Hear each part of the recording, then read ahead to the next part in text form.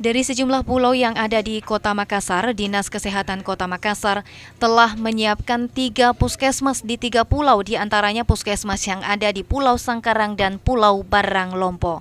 Puskesmas di pulau pun dilengkapi dengan fasilitas yang dibutuhkan masyarakat, sehingga pemeriksaan kesehatan dapat rutin dilakukan oleh warga pulau. Hal ini disampaikan oleh Kadis Kesehatan Naisa T. Azikin. Fasilitas yang ada di puskesmas pulau seperti alat EKG dan rawat inap. Ambulans laut juga telah disiapkan 2 unit untuk emergensi. Sebenarnya kami punya pelayanan kesehatan di 3 pulau.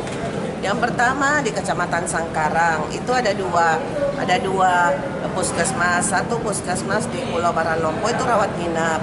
Yang kedua puskesmas di Pulau Kodingareng, yang kemudian didukung oleh 4 puskesmas pembantu Langkai, Bonetambo, Lomo-Lomo, dan Barancadi. Naisa pun menambahkan bahwa beberapa alat seperti EKG kini masih sangat jarang digunakan di pulau. Pasalnya keterbatasan jaringan dan listrik sehingga mengakibatkan beberapa pasien dirujuk ke Kota Makassar. Ira, Pajar TV dan Pajar Radio melaporkan.